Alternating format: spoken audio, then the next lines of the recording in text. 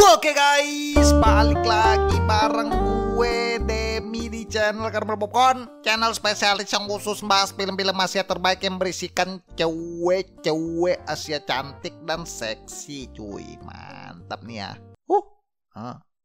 Aduh. Karena kalau bukan film Asia, bukan Karmel Popcorn. Kalau bukan cewek Asia seksi, cangkul-mencangkul, dijukung, acil-acil, juga bukan Karmel Popcorn namanya ya. Mantap. Aduh. Film yang akan kita bahas kali ini adalah sebuah film yang bergenre drama romance dari Jepang lagi nih, yang berjudul Who Drops the Key tahun 2019.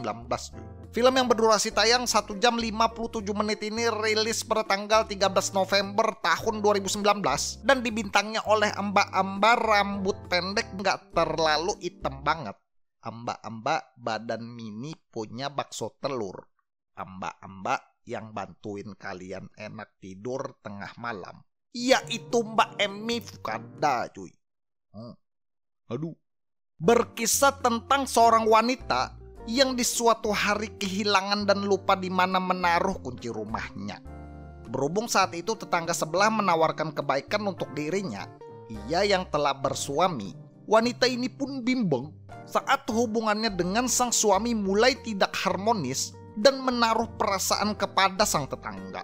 Apakah yang akan terjadi kepada rumah tangga wanita ini di ending cerita? Penasaran gimana alur cerita dari film ini? Siapkan cemilan kalian, langsung aja kita gas ke pembahasannya cuy. Molye nak hap keplip loy kuangan antawon din son meletuanan na hendo hulidang mangklunin de kawan dai.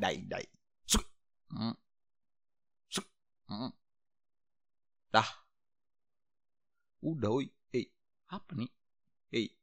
Aduh.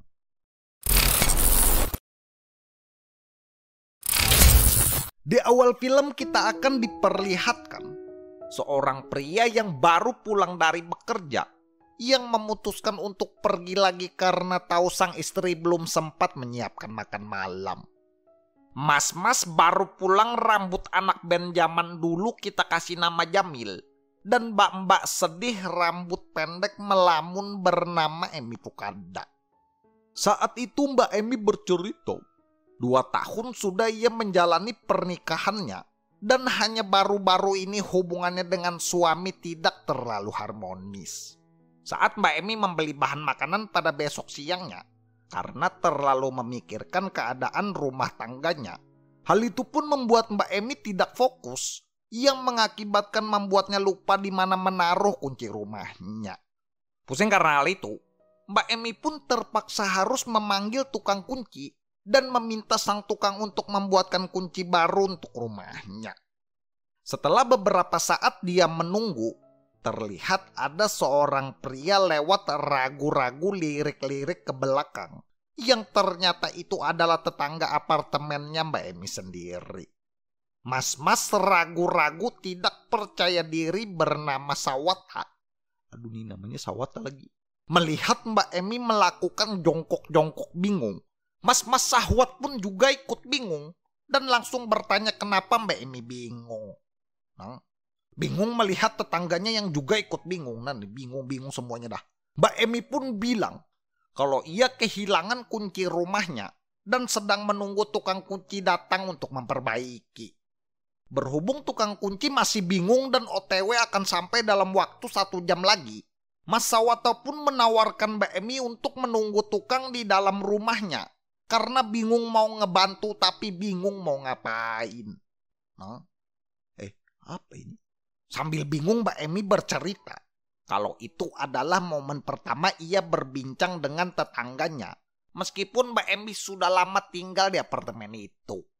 Di dalam rumah dengan secangkir teh, Mas Sawata pun menjamu ala kadarnya karena bingung akibat tinggal sendiri layaknya anak kos kuliahan. Meskipun kita semua tahu gelas yang dipegang tidak ada airnya, mas-mas irit gula pun tetap bahagia karena bisa lirik-lirik bola-bola Mbak Emmy dan melancarkan rencana main cantik. Aduh.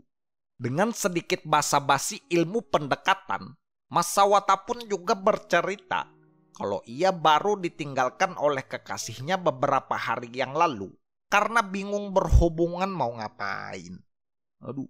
Melihat tidak ada hal yang mencurigakan, Mbak Emmy pun terlintas di pikirannya kalau mas-mas yang ini kayaknya beneran baik dan mayan pas lagi senggang. Saat tukang kunci akhirnya nggak bingung datang dan selesai memperbaiki pintu, Mbak Emi yang merasa dibantu oleh Mas Sawata, ia pun bergegas berterima kasih kepada tetangganya itu dan merasa senang mempunyai tetangga yang baik hati. Malamnya, saat Jamil sang suami sudah pulang dari bekerja, Mbak Emi yang sudah lama menahan cenat-cenut, ia pun memulai pendekatan agar bisa cangkul gergaji. Udah mulai ya. Si Jamil yang malam itu harus mempersiapkan materi untuk meeting di kantor pada besoknya. Ia yang harus bangun pagi-pagi. Hal itu pun lagi-lagi membuat Mbak Emi harus menahan keinginannya saat Jamil menolak ajakan cangkul-cangkul yang dilontarkan oleh sang istri. Penolakan Jamil sang suami pun akhirnya membuat Mbak Emi mempertanyakan lagi tentang makna pernikahan rumah tangganya mereka. Membuatnya merasa kurang bahagia karena selalu kesepian dan menjalani hidup yang membosankan. Sekejap berberes rumah dan selesai melakukan kewajibannya sebagai istri, Mbak Emi yang sudah kelamaan dicueki oleh Jamil penjual lalapan. Ditambah ia menemukan kalau Jamil ternyata suka minum-minum di bar. Hal itu pun membuat Mbak Emi mau tidak mau solo karir colok-colok stop kontak. Karena tidak tahu mau melakukan apa. Ada suara pesawat, cu. Pokok dari permasalahan pun dimulai. Mbak Emi yang terus teringat akan kebaikan Mas Sawata tetangga sebelah. Berhubung masih cenat-cenut, ia pun dengan sengaja menunggu di depan rumah pada besoknya dan berpura-pura kehilangan kunci lagi. Mas-mas sahwat yang tidak mengerti dengan kode-kode Mbak Emi, ia malah ingin pergi untuk menanyakan kunci cadangan kepada administrator agar Mbak Emi bisa masuk ke dalam rumah. Berhubung gemes, Mbak Emi pun dengan sontak menjatuhkan kunci dan bilang terang-terangan kalau Mbak Emi ingin Mas Sawata masuk berkunjung ke dalam rumahnya. Dengan segelas teh beneran dan biskuit pencuci mulut, Mas Sawata pun duduk sambil takut-takut dikit. Karena ini rumah orang dan yang duduk di sebelah istrinya orang. Sebentar ngomong sebentar diam pun terjadi karena sama-sama bingung. Nggak tahu mau ngapain tapi malu tapi bingung tapi pengen tapi nggak tahu mau ngapain. Apa ini? Berhubung bulu kaki Mas Sawata panjang-panjang besar-besar karena mungkin keseringan dicukur. Mbak Emi yang tidak tahan, ia pun menggerakkan tangan sedikit demi sedikit yang membuat Mas Sawata tersipu malu ai kayak lagi pengen dimanja. Mbak Emi yang udah gemes sama baulo-baulo betis pemain sepak bola. Hal itu pun membuat Mbak Emi langsung menyosorkan bibir-bibir amor basahnya yang berakhir dengan adegan cangkul gergaji. Aduh.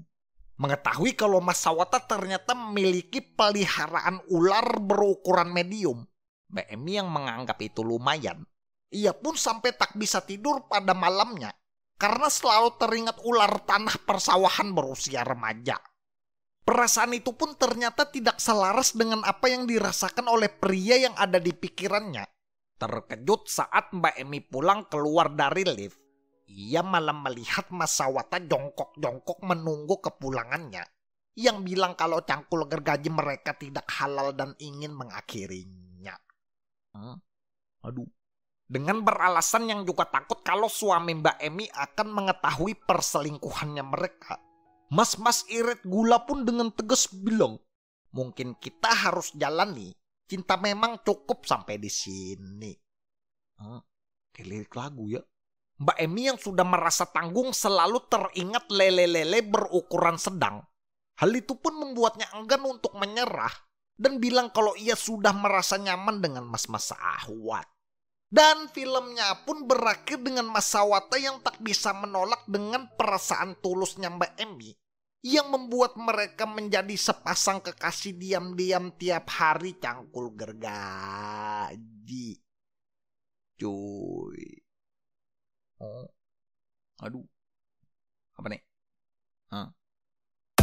Guys, mungkin segini aja ya untuk pembahasan film Asia kali ini ya. Ini buat kalian yang pengen nonton full movie-nya, kalian langsung aja search nonton film MEYD Strip 548 di Google Chrome cuy. Dari film ini kita bisa belajar, nah mantap nih, belajar dari Baulo ya. Komunikasi adalah kunci untuk menjaga suatu keharmonisan dalam berhubungan rumah tangga. Saling terbuka, saling menyayangi, agar sebuah pasangan saling mengerti dan bisa mencari solusi untuk setiap masalah.